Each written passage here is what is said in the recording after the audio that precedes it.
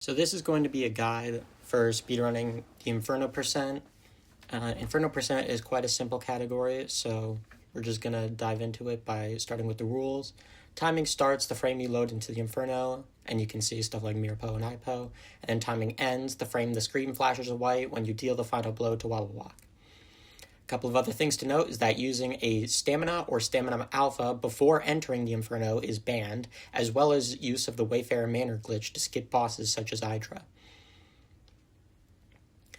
So here's the team comp we're going to be using. It's important to make sure that they're all level 99 so that they don't level up. And then you also want to make sure that all of their techniques, attacks, and serious lives have all been used to make sure that they are maxed out as well. Going into the team comp itself, Tengu is going to be holding the Tengu fan. He's going to be used for Slimemander and No Gut. We have two dumb caps, each holding a Fiend badge. We got Signaton, who's going to be used for Styx and also possibly No Gut. We have Komashura, who's going to be used for Calypso, and he's going to be holding the Fire Ring. And then we have Frosttail, who's going to be using the Ice Ring. Now, Komashura can also be replaced with Flengu, and it's faster to use Flengu, but I'm better at IE with Komashura. So here we're just going to start. This is going to show off the pathing that we use. We pretty much just take the straightest lines we can. Once again, just straight lines. Right here, we're going to weave in between these two holes in the floor and try not to get hit by the yokai. And then we're going to start our first battle with Hydra. Now, Hydra's gimmick is that the eye that we need to hit is randomly in one of the three sockets. So it can either have a tongue or it can be the eye. And it's random which one it is. Now, if that means you have to pop anywhere from 3 to 9 eyes. 5 pops or less is what you want to go for. Any more than 5 pops, and you should probably just reset the run. There's a 10 in 27 chance of popping in 5 or less eyes. So, not the best odds, but it's a 36% chance. So, here's how we're going to start. We always start by pinning the leftmost eye. And this is because Hydra has a fire attack that can potentially inspirit Tengu. And popping a socket means that he can't do that fire attack on the yokai's lane. Another thing to note is that when we do our IAE with Tengu, the timing gets slightly different when we're doing it on his eyeball because the screen slightly freezes. So that's going to be it for the Hydra fight.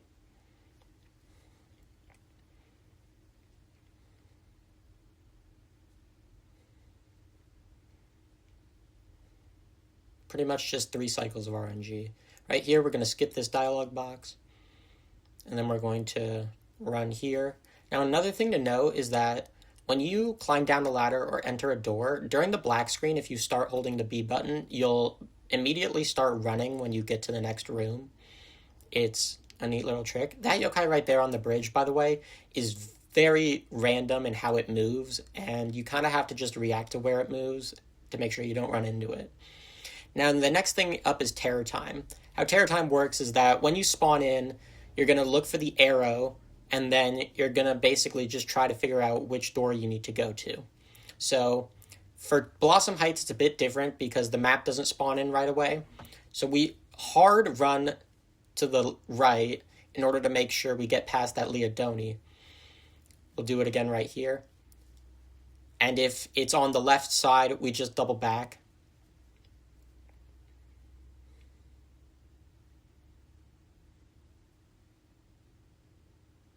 So right here, this is the door for the Wayfarer Manor. I also don't know if it's faster to mash through the dialogue or skip it. But yeah, we're going to hard run to the right. That Leodoni just barely spawns in front of us.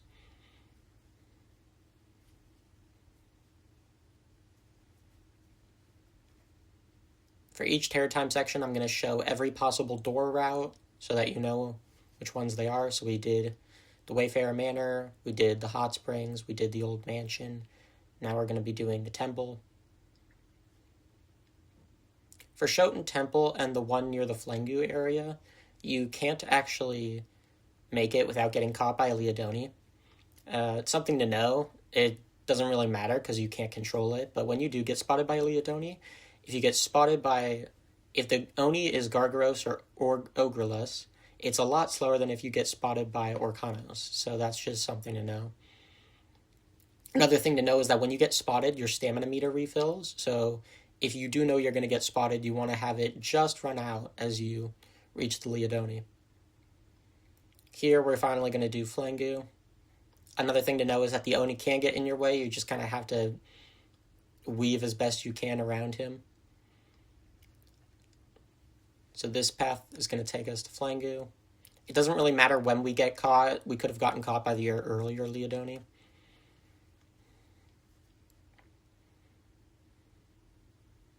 So we're just going to go up here. And that's all the Terror Time routes for Blossom Heights.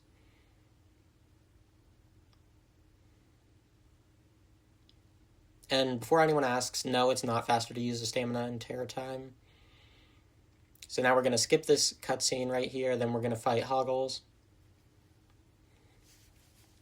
So for Hoggles, we're going to skip the dialogue, and then we are going to menu over to the left to change Yokai. We're going to spin Frosttail, and then we're going to start the fight. We're going to start by pinning his head. Tengu is most likely going to outspeed Frosttail, so we're going to pin his belly button as soon as he gets hit. We're going to do 2 IAEs with Frosttail, and then we're going to pin his head again.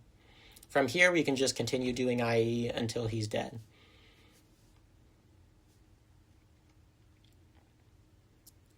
So once you defeat Hoggles, the next floor is going to be Styx.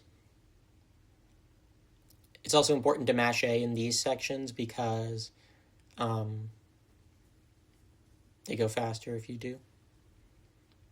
So we're going to go here. We're going to take the middle path. Once again, another thing to know is that when you open doors, you always want to open them in the middle because otherwise Nate has to slowly walk over to the middle of the door. The only time this doesn't apply is Terror Time doors because they can be opened from anywhere. So the fastest door in downtown Terror Time is going to be the one to the down left right here. We're going to weave in between those 2 Leodonis, and then we're just going to run to the door.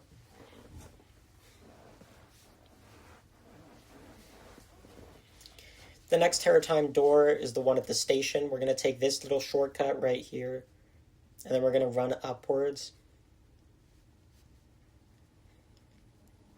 From here, we're then going to take another hidden shortcut by going through here. This gets us to this door before the next Leodoni is going to spawn, and so we don't get spotted. Because in downtown Springdale, you should never get spotted by Leodonis. So from here, we're going to take the shortcut. We're going to go up. This door is the one at the fish tunnel. Pretty simple. The next one is going to be the one at the beach. We have a Leodoni cycle that we have to wait out, so it doesn't really matter how fast you go here, because you have to wait for this guy right here. So we just wait. Once he turns, we can go. And then we go through the door. The final door is the one at the docks. And for future reference, and any and all of the doors, you pretty much just have to learn what the arrows look like to be able to tell where you're going. So, for example, if you spawn in, you pretty much just have to look at the arrow to know exactly what door you have to do. And some of the arrows look very similar to each other, so it's mostly just a matter of practice. So we're coming up on Styx now, where you have to weave in between these areas.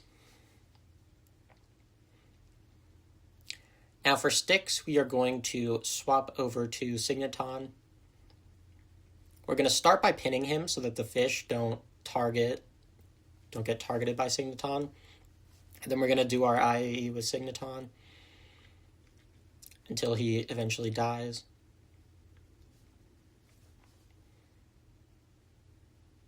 That's pretty much it for Styx. Most of the bosses are pretty simple.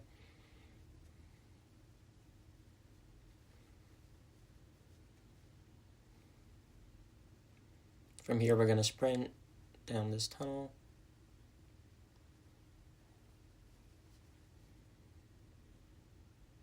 go through this door. So from here we go forward twice, right? And then we go up the rest of them. So we're going to go up through this door, up through this door, up through this door, and then up through this door. And that brings us to Calypso. So it's 2 to the right and then up for the rest. From Calypso, we're going to turn right to Komashura. Obviously, if you're using Flangu, it's going to be Flangu. Flangu is the better option once again, but I'm better at IAEing with Komashura. And from here, we're just pretty much going to do IAE until he dies, so that's about it. Another reason why we keep them at level 99 is because during that results screen, if they level up, it wastes quite a lot of time. So from here, we're just going to take good lines up until we get to the Shopper's Row Terror Time door. Make sure you don't get hit by these two yokai. They're quite easy to run into by accident. So in Shopper's Row, the fastest door is going to be the hospital, and it's not even close. The hospital, all you have to do is weave past that Leodoni. The next one is going to be the one at Flower Road.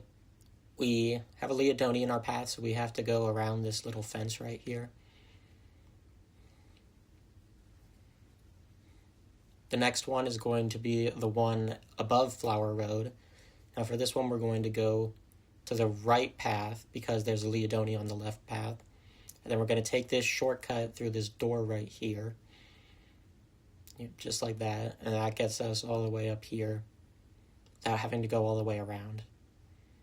Now the final door is going to be the one in the upper right corner. This is by far the longest one, but fortunately you can make it without getting spotted.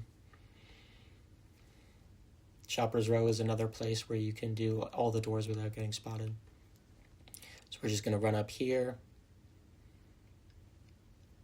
It's fastest to let the stamina gauge completely refill. Going over to the left right there prevents us from getting spotted by that Leodoni down there. So, yeah. Now we have No-Gut to fight. No-Gut is a lot about reacting to what he decides to do. It's technically faster to use Signaton at the start, but I prefer to use Flangu because Tengu can outspeed No-Gut, and that just means that there's less of a chance for him to do anything like Inspiriting. So if Tengu gets Inspirited, we're going to switch over to Signaton. If he gets Soul Stolen from, we're going to give him an Amazing Milk and then switch over to Signaton and do IAE. Now, if Signaton gets Inspirited after Tengu has been Inspirited, then you want to basically just purify whichever one you're better at IAE with and then use them again. If Signaton gets Soul Stolen from after Tengu has been Inspirited, then obviously just purify Tengu and then start using him. If they both get Soul Stolen from, then honestly at that point you should just reset the run because No-Gut is not going to go down quickly.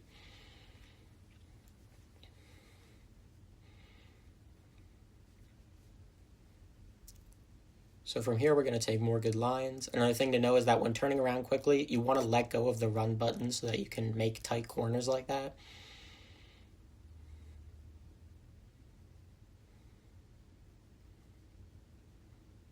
Pretty much just standard lines. We're going to do the letting go again right here. And then we have Breezy Hills Terror Time. So for Breezy Hills, the fastest door is going to be the one right here. What we're going to do is we're going to run here. Now, we do have to wait out a Leodoni cycle for just a little bit. So we're going to run here. We're going to wait for him to turn, and then we're going to go.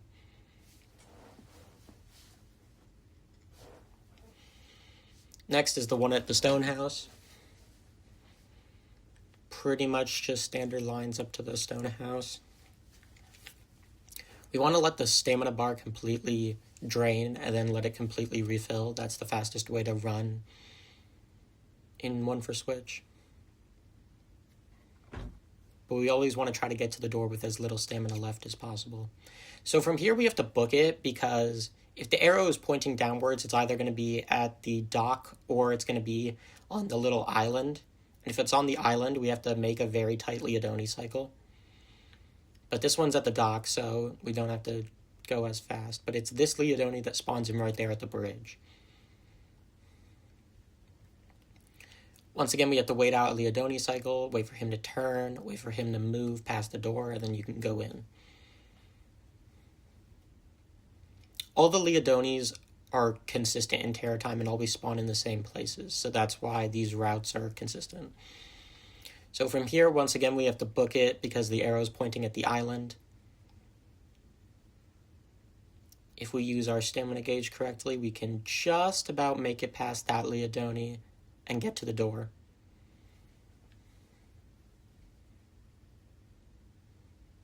So that's going to be it for Breezy Hills. Now we have Spooklunk. Spooklunk is also weak to ice, just like Hoggles, so after mashing through this dialogue, we're going to switch over to Frosttail. Another thing to know about mashing through the boss dialogues is that we mash with the A button and also all 4 of the directional arrow buttons, because that just makes the mashing faster. So we're just going to do IAE with Frosttail until his stomach gets revealed. Pretty standard.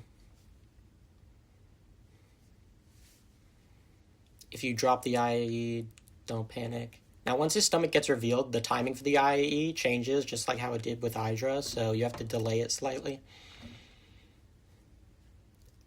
So now we just do it until he dies.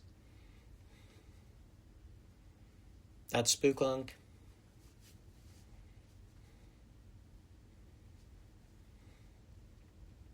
The reason we have to max out our strength and spirit with the hidden hits and the top techniques is also because during those little ending credit things, if you don't have them maxed out, they can be upgraded during your run after you beat a boss, and that also loses you time during the results screen, so that's why we have to have them all maxed out. So now we're in Uptown Springdale. The 2 arrows for the school and the convenience store doors are pretty similar, so you just have to get used to them. The one with the school, we want to go down slightly while we go left because there's a Leodoni that'll spot us if we don't go down slightly. That door is pretty simple. Once again, arrow looks very similar, but you can tell because it's closer to the road on this one. This is going to be the school. Going to take our best lines. And we're going to go through the door. For this one, if it spawns down at the bottom, we're going to run down here. This just pretty much is the best way to go past any Leodoni. We're going to take this diagonal right here while our bar is refilling. Once again, another diagonal. And then we get to the door. The final one is the door back behind the preschool. This one you can't really do without getting spotted. So we just ration out our stamina bar so that it runs out once we get to this Leodoni.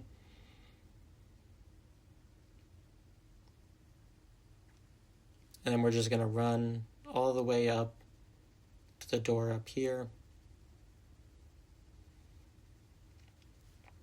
So that's going to be it for the Terror Time sections. We only have 2 bosses left, but they're by far the most complex bosses. So first up is Squizker, who is, in my opinion, the toughest boss. We're going to be doing a technique called dual wielding here, where we IAE with 2 yokai at once. So at the start, we're going to pin his middle belly, and we're going to do IAE until it opens up. Then we're going to pin it again. Now, since we have the boosts from Dumbcap, we one-shot his tentacles, so it's usually faster to just IAE the tentacles and keep your IAE chain going rather than repinning his belly every single time. Now, if your yokai getting spirited when you're dual wielding with Tengu and Frosttail, what you want to do is purify Frosttail and then start dual wielding with Frosttail and Komashura. Like this. If they get inspirited again, then what you can do is just go purify Komashura and then just do normal IAE with Komashura.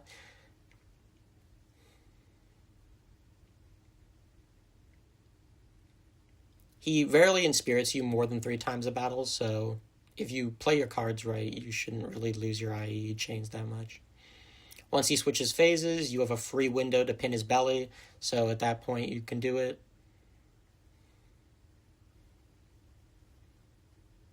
just keep on dual wielding by switching between IEing Frosttail and Komashura.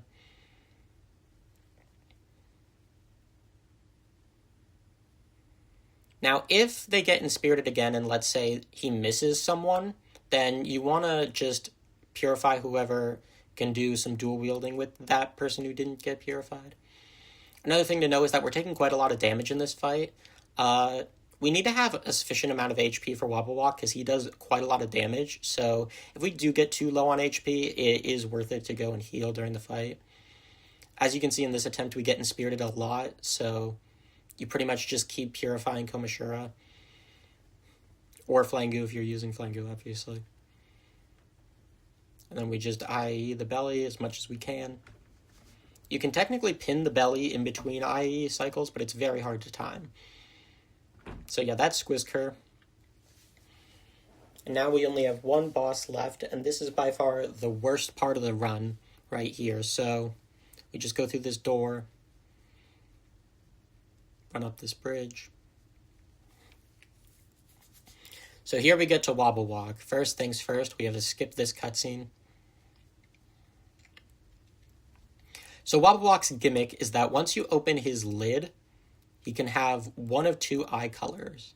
Also heal before the fight if you need to because he does a lot of damage. So he can either have blue eyes, which instantly kills your run, or he can have red eyes, which means your run is alive. It's literally just a 50-50. And then once you open his lid up, you can pretty much just keep dual wielding with Tengu Frosttail. Once again, if they get Inspirited, purify Frosttail, dual wield with Frosttail and Komashura. If they get Inspirited again, purify Komashura, and then do single IE with Komashura. Exactly like Squizker. But Wobble Walk Inspirits a lot less than Squizker does, so you should be able to take him out fairly easily with just dual wielding. And that's going to be it for Inferno %. It's a pretty simple category, and I hope this guide was helpful.